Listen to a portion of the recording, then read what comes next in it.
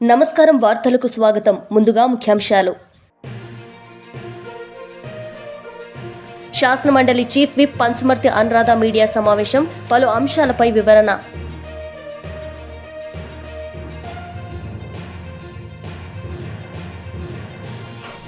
కేంద్ర మంత్రి కిషన్ రెడ్డి మీడియా సమావేశం, పలు అంశాలపై వివరణ.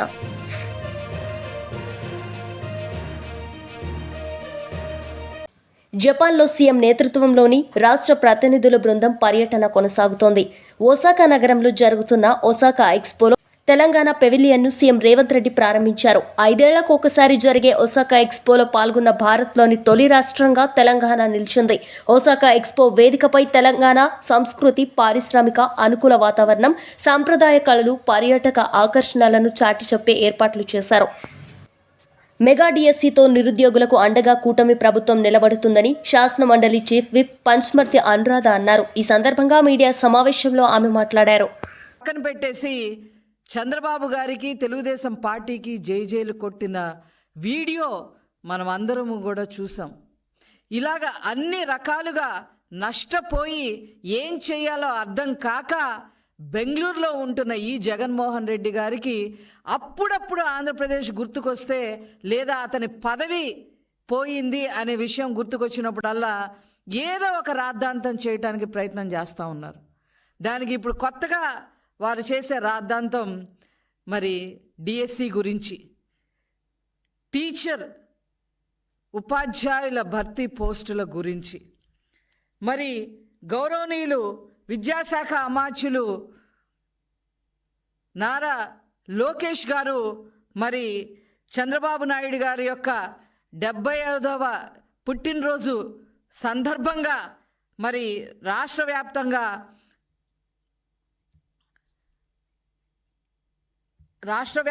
16,347 టీచర్ పోస్టులకి నోటిఫికేషన్ ఇస్తే ఓర్చుకోలేకపోతా ఉన్నారు. దాని మీద రాద్ధాంతం చేయడమే కాకుండా జగన్మోహన్ రెడ్డి తప్పుడు ప్రచారాలు చేస్తూ ఉన్నారు. తప్పుడు ప్రచారాలు చేయడమే కాకుండా వాళ్ళు ఎప్పుడెప్పుడు డిఎస్సీలు ప్రకటించారో, ఎప్పుడెప్పుడు డిఎస్సీలు టీచర్ పోస్టులు భర్తీ చేశామో అని ఫేక్ ప్రచారాన్ని సోషల్ మీడియాలో వైరల్ చేయటం నిజంగా చాలా దారుణమైన విషయం. ఏదేమైనప్పటికీ కూడా ఈ రాష్ట్రంలో ఎప్పుడైనా ఉపాధ్యాయుల భర్తీ చేశారు అని అంటే దాని patent right Telugu Desam party, Nara Chandrababu Naidu గారిదే అని చెప్పి ఈ సందర్భంగా నేను తెలియజేస్తా ఉన్నా.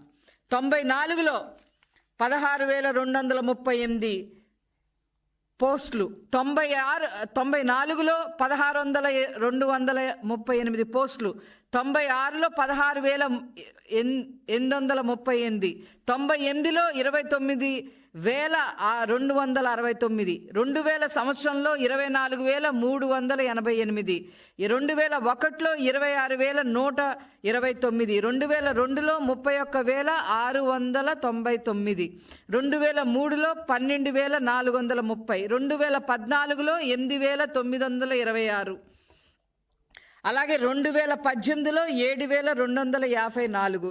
లిమిటెడ్ రిక్రూట్మెంట్స్ 1996లో 3,706, స్పెషల్ రిక్రూట్మెంట్స్ 96లో 2,000, 97లో 874, 2019లో 521.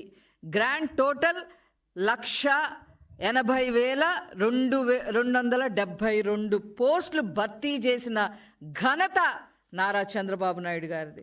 ఇప్పుడు 16,344తో కలిపి ఈనాడు మరి మొత్తం కలిపి 1,96,000 పోస్టులు, ఉపాధ్యాయుల పోస్టులు భర్తీ చేసిన ఏకైక పార్టీ తెలుగుదేశం పార్టీ, ఏకైక నాయకులు నారా చంద్రబాబు నాయుడు గారని చెప్పి ఈ సందర్భంగా మీకు తెలియజేస్తా ఉన్నా. మీరేం చేశారండి మీ హయాంలో? టీచర్లు ఎంత హెరాస్ చేశారు మీరు? ఏ రకంగా మరి గౌరవప్రదమైన వృత్తుల్లో ఉన్న వారి చేత మద్యం దుకాణాలకి కాపలా పెట్టారు. తాగుబోతులందరూ లైన్లో నుంచోట్లేదంట. మద్యం కొనుక్కోవడానికి. అందుకని మీరు అందరు లైన్లో పెట్టండి అని చెప్పి ఉపాధ్యాయులను తీసుకొచ్చి వాళ్ళకి అక్కడ బంట్రోత్తులుగా పెట్టిన హీన చరిత్ర వైసీపీ పార్టీ అనే విషయం ప్రజలందరికీ తెలుసు. కానీ వీళ్ళు మర్చిపోయారు, వైసీపీ వాళ్ళు మర్చిపోయారు. అదేవిధంగా వాళ్ళు ఉపాధ్యాయులు అనేవాళ్ళు విద్య చెప్పాలి, ఎడ్యుకేషన్ ఇవ్వాలి, రేపటి పౌరులుగా విద్యార్థులందరినీ తీర్చిదిద్దాల్సిన పరిస్థితి ఉంది. వాళ్ళ చేత బాత్రూములు కూడా కడిగించారు. సిఫార్సు బదిలీ పేరుతో 50 కోట్లు అక్రమాలు చేసి లాగేసుకున్నారు. కావాలని అంటే ఇవన్నీ చేయటం వల్ల ఉపాధ్యాయులు వాళ్ళకి నెగిటివ్గా ఉంటున్నారనే ఉద్దేశంతో ఎన్నికల విధుల నుంచి కావాలని తప్పించాలని కూడా ప్రయత్నం చేయటం జరిగింది. అంతేకాకుండా నోటు పుస్తకాలు తనిఖీ చేయట్లేదని టీచర్లపై ఒత్తిడి తీసుకురావడం జరిగింది. ఈ యాప్లని ఆ యాప్లని అవి భర్తీ చేయాలి, మీరు ఇవి రాయాలి, ఆన్లైన్లో ఇవన్నీ భర్తీ చేయాలని ఏవేవో ఇష్యూస్ అన్నీ భర్తీ చేయాలని చెప్పి 13 యాప్లు తీసుకొచ్చి ఉపాధ్యాయులకి నిద్ర లేకుండా చేసిన AP Haj committee ex chairman BS Gouse Lazam media సమావేశం నిర్వహించారు. ఈ సందర్భంగా ఆయన మాట్లాడారు. థియాలజిస్టులుగా చేసి ముస్లిం పండితులను అవమానించడమే కదా దీనికి ఒక నిదర్శనం అని చెప్పేసి నేను ఈ మీడియా ముఖంగా చెప్తున్నాను. ఆ ముగ్గురి పేర్లు సబ్ క్లాస్ 3లో Pathan Khader Khan expect in Muslim theology, Syed Shahi Sultan Moosavi expect in Muslim theology, Sheikh Hasan Basha expect in Muslim theology. వీళ్ళు ముగ్గురు పార్టీకి హార్డ్ కోర్ తెలుగుదేశం కార్యకర్తలు. ఇందులో హసన్ బాషా అనేటువంటి వ్యక్తి ఆయన తెలుగుదేశం పార్టీలో రిసెప్షనిస్టు. వీళ్ళను ఎవరు పడితే వాళ్ళను థియాలజిస్టుగా, ఇస్లాం పండితులుగా మీరు సృష్టించడంలో చేయడంలో మీ మతలబ్ ఏంటనేది నేను ఇవాళ ఈ తెలుగుదేశం పార్టీకి, ఈ కూటమి ప్రభుత్వానికి ప్రశ్నిస్తున్నాను. అలాగే తొలిసారిగా జీవితంలో ప్రతి ముస్లిము తొలిసారిగా మక్కా యాత్రకు వెళ్ళాలని అందరూ భావిస్తారు. అలాంటి తొలిసారిగా మక్కా యాత్రకు వెళ్ళేటువంటి వారిని ఈ మత గురువులు వాళ్ళను ఒక ట్రైనప్ చేసి అక్కడ మక్కాలో ఎటువంటి పరిస్థితులు ఉంటాయి, అర్కాన్లు అంటారన్నమాట ముస్లిం పద్ధతిలో కార్యాలు. ఒక హజ్ యాత్రికుడు మక్కాకి వెళ్ళిన తర్వాత అక్కడ కొన్ని కార్యాలు చేయాల్సినటువంటి పరిస్థితి ఉంటుంది. అందులో ఒక్కటి కూడా మిస్ కాకుండా ఆ కార్యాలు పూర్తి చేసుకోవడానికి అర్కాన్లు అంటారు అరబీ భాషలో. ఆ అర్కాన్లు చెప్పగలిగినటువంటి స్తోమత కేవలం ముస్లిం పండితులకు, ముఫ్తీ, హాఫీజు, మౌల్వీ, ఉలెమాలకి మాత్రమే ఉంటుంది. అటువంటి ఉలెమాలను పక్కన పెట్టి పార్టీ కార్యకర్తలను తెచ్చి థియాలజిస్టులుగా జీవోలు పొందుపరిచి ఇవాళ మీరు ముస్లిం పండితులను అవమానింపజేసే విధంగా చేస్తున్నారన్నమాట. తెలుగుదేశం పార్టీ ముస్లింలను అవమానించడమే ఒక కార్యక్రమంగా పెట్టుకునింది. మొన్నటికి మనం చూస్తే వక్ఫ్ సవరణ బిల్లులో ఓ పక్క వక్ఫ్ సవరణ బిల్లుకు సంబంధించి పార్లమెంట్లో, లోక్సభలో మరియు రాజ్యసభలో వాడివేడి చర్చ జరుగుతుంటే చంద్రబాబు గారు మోసానికి ప్రతిరూపం, మోసానికి నిదర్శనం అని చెప్పడానికి ఒక్క సంఘటన చాలు. అక్కడ ఆ విషయం వాడివేడి చర్చ జరుగుతుంది వక్ఫ్ యాక్ట్కు సంబంధించి. ఇక్కడ ముస్లిం మత పెద్దలతో 70 మంది ముస్లిం మత నాయకులతో 70 మందితో ఆయన టెలికాన్ఫరెన్స్లో మాట్లాడుతున్నాడు.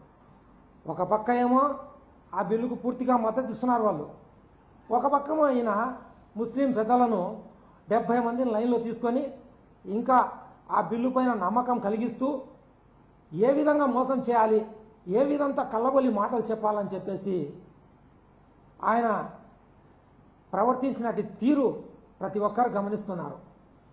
నేను ఒక్కటే చెప్తున్నాను, ఇప్పటికైనా రాష్ట్ర ప్రభుత్వం ఏదైతే జీవో నంబర్ 38 మన హజ్ కమిటీకి సంబంధించి 13 మంది సభ్యులతో నామినేట్ చేసినటువంటి ఏదైతే జీవో ఉందో ఆ జీవోను ఇమీడియట్గా వెనక్కి తీసుకొని అందులో ఆ జీవోలో మీరు పొందపరిచినట్లు ముగ్గురు ఆ థయాలజిస్టులను తీసేసి పక్కాగా ఉలమాలను, ముఫ్తీ, ఆలింలను షియా నుంచి, సున్నీ మజహబ్ నుంచి తీసుకోవాలని కేంద్ర మంత్రి కిషన్ రెడ్డి మీడియా సమావేశం నిర్వహించారు. ఈ సందర్భంగా ఆయన మాట్లాడారు. హైదరాబాద్ పార్లమెంట్ కాన్స్టిట్యున్సీలో కానీ, మున్సిపల్ కార్పొరేషన్ ఎక్కడైతే మజ్లిస్ పార్టీ గెలిచిందో అక్కడ కానీ ఖచ్చితంగా బీఆర్ఎస్ పార్టీ, కాంగ్రెస్ పార్టీ రెండు కూడా పోటీ చేసి మజ్లిస్ వ్యతిరేక ఓట్లు చీల్చి మజ్లిస్ పార్టీకి సహకరించేటువంటి ప్రయత్నం చేస్తూ ఉన్నారు. అక్కడ బీజేపీని ఓడించడం కోసమో ఆ ఎలక్షన్స్లో పోటీ చేస్తారు రెండు పార్టీలు. ఇక్కడ బీజేపీని ఓడించడం కోసం ఈ ఎలక్షన్స్లో పోటీ చేయకుండా ఉంటున్నారు. ఎమ్మెల్సీ ఎలక్షన్స్లో ఇక్కడనేమో పోటీ చేయరు, అక్కడ పోటీ చేస్తారు. అక్కడ ఓట్లు విభజించేటువంటి ప్రయత్నం చేస్తారు, మజ్లిస్ వ్యతిరేక ఓట్లు. ఇక్కడ మజ్లిస్ పార్టీని గెలిపించడం కోసం పోటీ చేయకుండా ఉంటున్నారు. ఇంత పచ్చిగా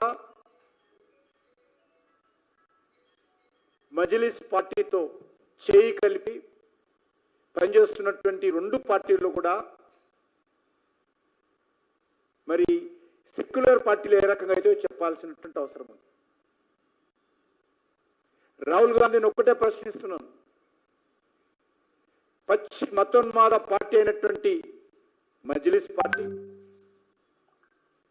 రజాకర్ల వారసత్వంగా వస్తున్నటువంటి మజ్లిస్ పార్టీతో మీరు హైదరాబాద్లో స్నేహం చేస్తూ, కలిసి కాపురాలు చేస్తూ, వాళ్ళ మద్దతుతో మీరు, మీ మద్దతుతో వారు ఎన్నికల్లో గెలుస్తూ ఈరోజు మేము సెక్యులర్ అని రాహుల్ గాంధీ ఏ ముఖం పెట్టుకొని దేశంలో ప్రచారం చేస్తుండో చెప్పాల్సిన అవసరం ఉంది. మజ్లిస్ పార్టీ రజాకారుల పార్టీ అవునా కాదా రాహుల్ గాంధీ చెప్పాలి. ఎందుకంటే ఆయనకు తెలియదు, కనీసం తెలుసుకోవాలి.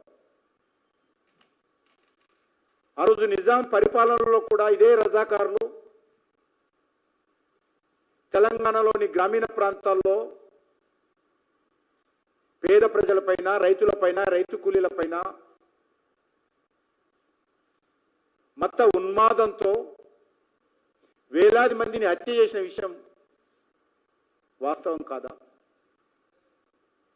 చెన్నారెడ్డిని గద్దె దింపడం కోసం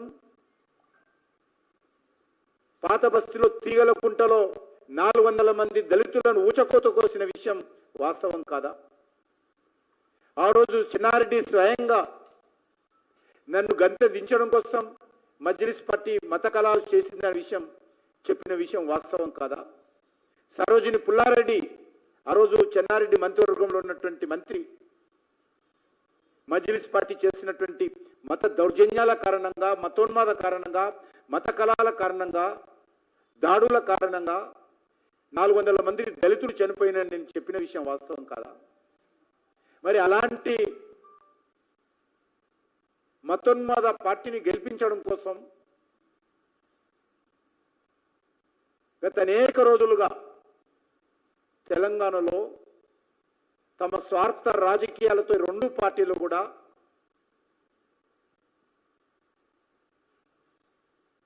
మజ్లిస్ పార్టీ యొక్క అడుగులకు మడుగులు ఎందుకు ఒత్తుతున్నారో చెప్పాల్సిన అవసరం ఉంది. మజ్లిస్ పార్టీ మోచేతి నీళ్ళు ఎందుకు తాగుతున్నారో చెప్పాల్సినటువంటి అవసరం ఉంది.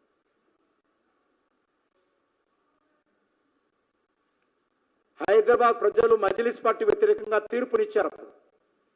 గత కార్పొరేషన్ ఎలక్షన్స్లో ప్రజలు ఇచ్చిన తీర్పును కాలరాస్తూ కార్పొరేటర్స్ను బెదిరించి ఓటింగ్కు రాకుండా బీఆర్ఎస్ పార్టీ ఈరోజు హైదరాబాద్, గ్రేటర్ హైదరాబాద్ ప్రజలను అవమానం చేస్తున్న విషయం చాలా స్పష్టంగా కనిపిస్తుంది.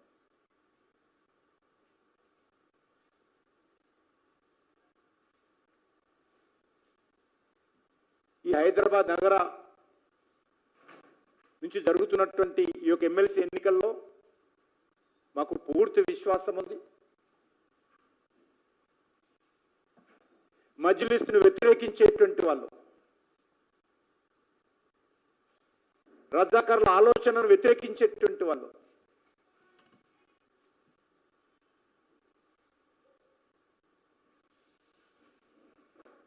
హిందూ దేవులను అవమానించేటువంటి పార్టీని వ్యతిరేకించేటువంటి వాళ్ళు, హిందూ దేవులను అవమానం చేసేటువంటి ఈ యొక్క మజ్లిస్ పార్టీ యొక్క కారుకూతలను వ్యతిరేకించేటువంటి వాళ్ళు, హిందువుల పండుగలను వ్యతిరేకించేటువంటి వాళ్ళు, 100 మంది భారతీయుల మీద దాడులు చేస్తామని చెప్పినటువంటి వాళ్ళు, 15 నిమిషాలు సమయం ఇస్తే అది అసదుద్దీన్ ఓవైసీ కానీ అక్బరుద్దీన్ ఓవైసీ కానీ 15 నిమిషాలు సమయం ఇస్తే ఈ దేశంలో ఉన్నటువంటి 100 కోట్ల మాజీ మంత్రి శ్రీనివాస్ గౌడ్ మీడియా సమావేశం నిర్వహించారు. ఈ సందర్భంగా ఆయన మాట్లాడారు.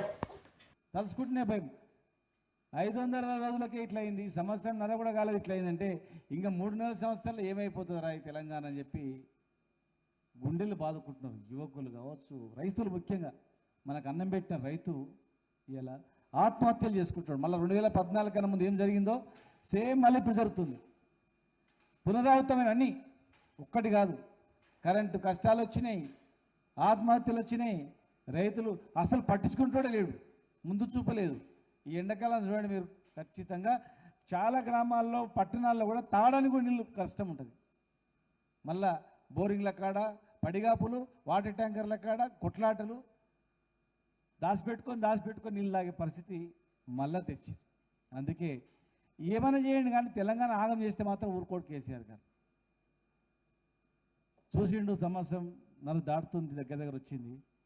ఇక ఇట్టిగా వదిలిపెడితే ఇంకా నాశనం చేస్తారు అని చెప్పి ఇలా ఆయన కోపంతో తెలంగాణకు అన్యాయం జరిగినా, తెలంగాణను కించపరిచినా, తెలంగాణ దిగదార్చినా, తెలంగాణను ఎవడైనా చెడుగా మాట్లాడినా ఎట్టి పరిస్థితుల్లో నేను ఊరుకోనని చెప్పి ఇలా రజతోత్సవ సభను, వరంగల్ అంటే చాలా ప్రేమ. ఉద్యమ సమయంలో కూడా ఏ కార్యక్రమం చేయాలంటే మొదలు వరంగల్ నుంచి స్టార్ట్ చేయడం. ఇలా రజతోత్సవ సభను కూడా ఇక్కడ చేసుకునడం జరుగుతూ ఉంది. కానీ చాలామంది, లక్షల మంది ఈరోజు 1200 ఎకరాలు అనుకుంటే ఇంకా ఎక్కువనో స్వచ్ఛందంగా వాళ్ళు ఇంకా భూములు చదువు చేసి పెడుతున్నారు. వెహికల్స్ పార్కింగ్ అవన్నీ రకరకాల. జనం గుండెల్లో కేసీఆర్ ఉన్నాడు, ఎప్పుడెప్పుడా అని ఎదురు చూస్తున్నారు. కేసీఆర్ గారు ఏం సందేశం ఇస్తాడో ఆ రోజు ప్రజలందరూ కూడా 1000 కళ్ళతో ఎదురు చూస్తున్నారు. వాళ్ళ సొంత పార్టీ కార్యకర్తలు కూడా ఊళ్ళలో ఎంత పని చేస్తాంరా మనము, మన కాళ్ళు మన నరుకుటిరా అనే స్థాయి ప్రతి ఒక్కరూ చూస్తున్నాం. ఇక వీళ్ళు బాగు చేయరు, తెలంగాణను ఇంకా దిగదరుస్తారు తప్ప ఏం లేదు వాళ్ళకు. కేసీఆర్ గారు నాయకత్వంలో ఎక్కడుండే తెలంగాణను ఎక్కడ తీసుకుపోయిండు, ఇవాళ ఎక్కడికి వచ్చింది.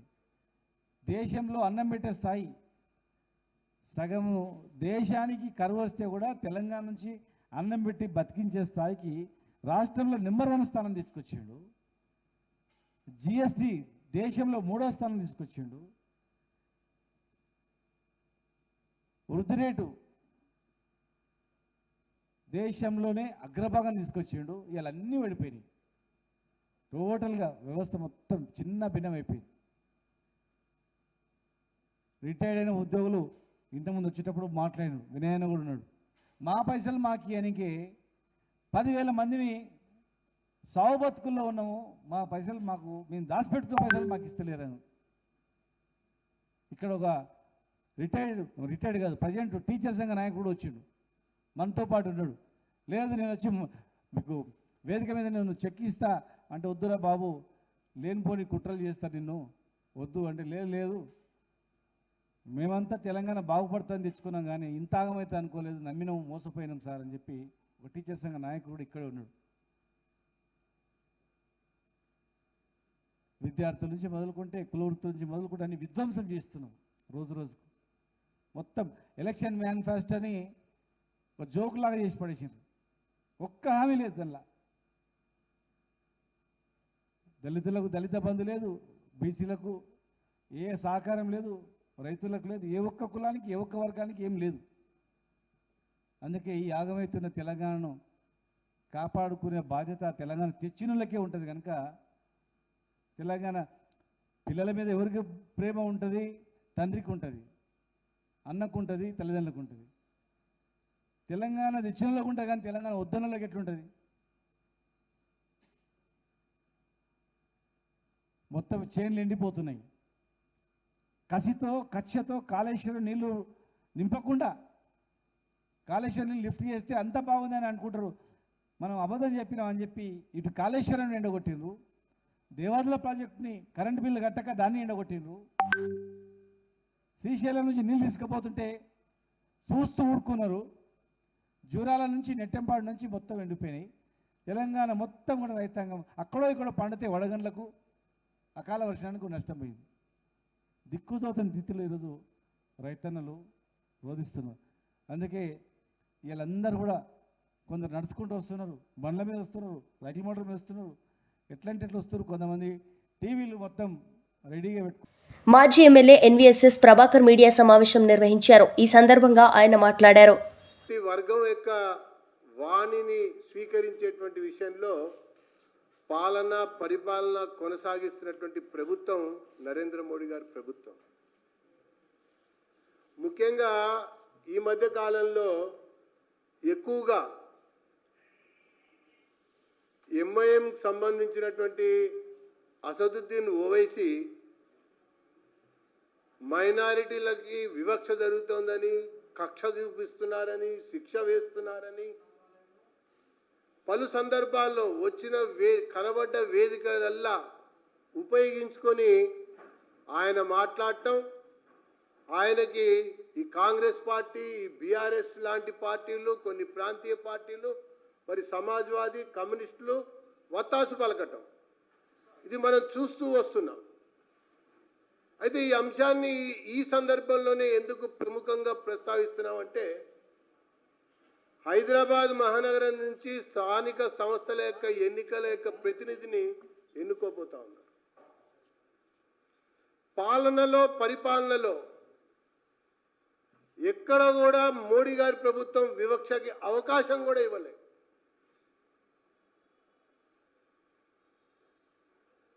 అది పిఎం కిసాన్ సమ్మాన నిధి అమలు విషయంలో బీజేపీ పాలిత రాష్ట్రాల్లో మైనారిటీలకు కూడా అందింది. ప్రధానమంత్రి ఆవాస్ యోజనలో మైనారిటీలకు కూడా అందింది. పిఎం స్వనిధి హాకర్స్, ఇతర వీధి చిను వ్యాపారులకు కూడా సహాయ నిధి అందింది.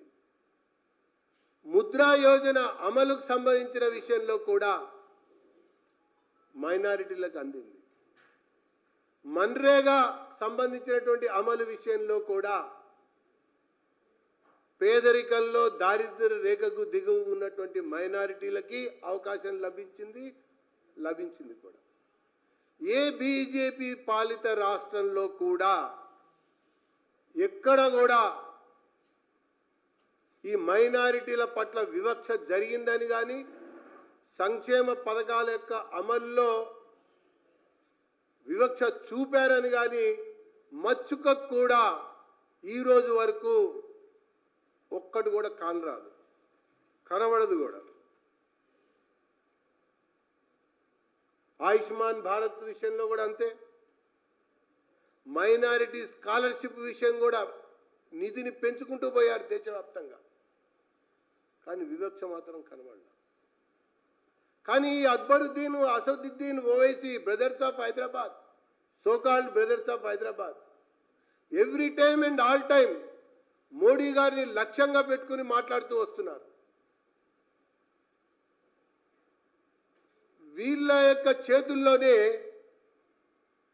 హైదరాబాద్ లోక్సభ, అంటే వీళ్ళ కుటుంబ సభ్యుల యొక్క చేతిలోనే సుల్తాన్ సలావుద్దీన్ ఓవైసీ, అట్లాగే అసదుద్దీన్ ఓవైసీ, దాంతోపాటు వీళ్ళ ముత్తాత వాహిద్ ఓవైసీ, అప్పటి నుంచి ఇప్పటి వరకు కూడా 50 సంవత్సరాల పాటు పాత నగరం రాజకీయాలను నడుపుతున్నటువంటి నాయకులు ఈ కుటుంబం వాళ్ళే, ఈ పరివారికి సంబంధించినటువంటి వ్యక్తులే. గెలుస్తూ వచ్చింది కూడా వీళ్ళే, కార్పొరేటర్గా వీళ్ళే గెలిచారు. సుల్తాన్ సలావుద్దీన్ ఓవైసీ కార్పొరేటర్గా గెలిచాడు, అసదుద్దీన్ కూడా కార్పొరేటర్గా గెలిచాడు, ఎమ్మెల్యేగా గెలిచాడు, ఎంపీగా గెలిచాడు, వాళ్ళ నాయన కూడా ఎంపీగా గెలిచాడు. 50 साल से यही परिवार के लोग हैदराबाद ओल्ड सिटी के अंदर जीत के आए. परिवार का लोग सब कुछ बने अपने एक राजनीति के अंदर. మరి వీళ్ళ పరిపాలనలో వీళ్ళ యొక్క నాయకత్వంలో प्याज बेचने वाला का परिवार प्याज ही बेचते रहा आज तक. तरकारी बेचने वाला का परिवार आज भी तरकारी बेचते रहा इस नेतृत्व के माध्यम में. వార్తలు ముగించే ముందు ముఖ్యాంశాలు మరోసారి. శాసనమండలి chief whip Panchumarthi Anuradha media సమావేశం, పలు అంశాలపై వివరణ.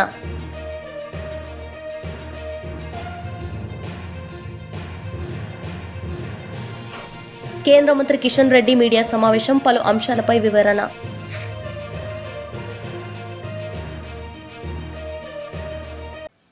ఈ వార్తలు ఇంతటితో సమాప్తం. తిరిగి ప్రసారమయ్యే వార్తల్లో మళ్ళీ కలుద్దాం. అంతవరకు సెలవు. నమస్తే.